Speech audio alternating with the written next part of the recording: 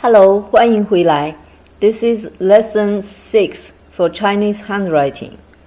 In this video, I will introduce 4 different strokes. They are getting complicated. It's actually a combination of what we have learned in the previous videos. And remember, each of them is just one stroke. So when you write them, you have to write continuously. There's no disconnection at this turning point. No disconnection. Okay, let's go for the first one. It's called 横折弯钩. So I gave you a blue arrow to show the direction of your writing. So this is a 横. As I mentioned in last video, when you write 横, it's not necessarily to be exactly a horizontal one. You can adjust the direction according to your habit or handwriting style. The goal is to make the whole writing beautiful. So for this kind of style, 横 is a little bit unstraight. It goes a little bit up in this stroke. 横折 is a turn, then another turn, one and a hook. To write from the left to the right, top to the bottom, and then go a little bit up with a small hook. Here is the example. It's number 9. In Chinese, it's pronounced as 9. Number 9, 9.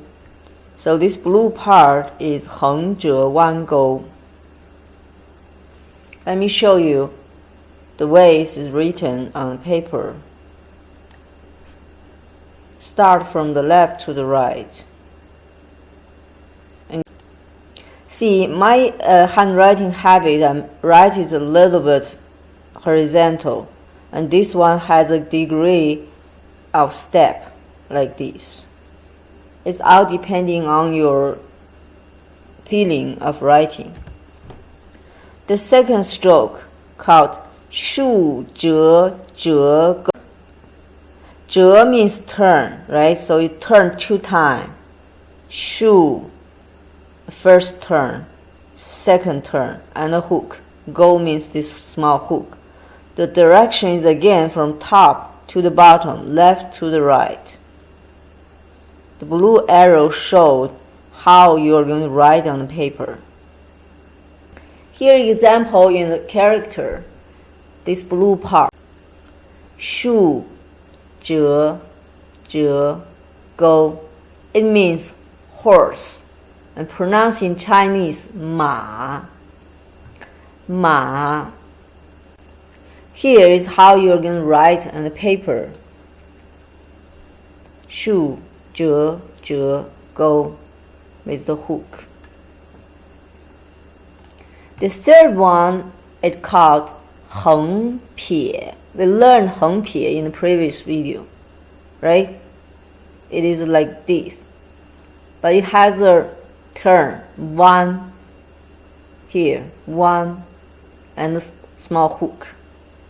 So 横撇 one go.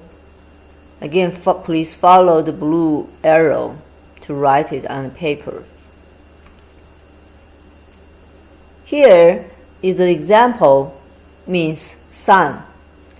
The pronunciation in Chinese is yang. This is a part. Because it's a part of the writing, it is small.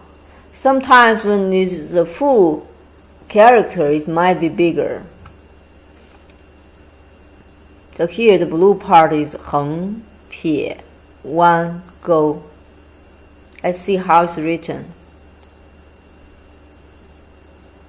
See, I wrote it a little bit big to show you clearly, but when you write as part of this, you have to make it smaller. If you make it too long, it's not nice.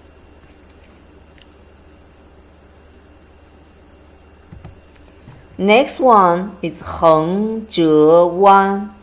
Compare with the first one, that 横折弯钩, it has one hook missing. here doesn't have the hook go up, right? So from the left to the right, top to the bottom. 横折弯.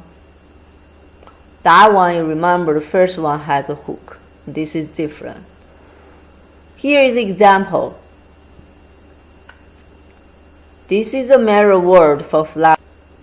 When you want to say, I want a flower, in Chinese, you don't say directly flower. You say 朵. This is a mirror word. For example, one flower, you say 一朵花. 花 is flower. The pronunciation 朵. The blue part is 横折弯. Let's see how it's written. 横折弯. Again, I write it big. It can be big or small depending on which part is located in the characters. At last, I show you how we write these 4 different characters. Start with 9, 9, 撇, 横, 折, 弯, go. Next one, 马, this part.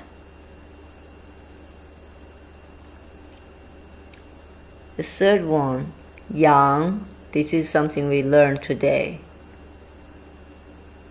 You have to locate it in a small part, not occupy too much. So the proportional for writing is important for Chinese handwriting. Next one, you see here.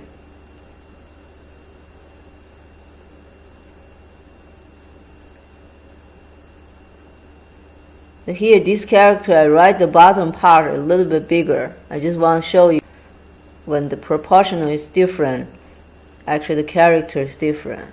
You have to get a good feeling about this by a lot of practice. Okay, this is all the content for today. Thank you for watching. And if you have problem for pronunciation or you want to know more knowledge about Chinese culture, Chinese festival, please visit the other playlist in the same channel. Thank you.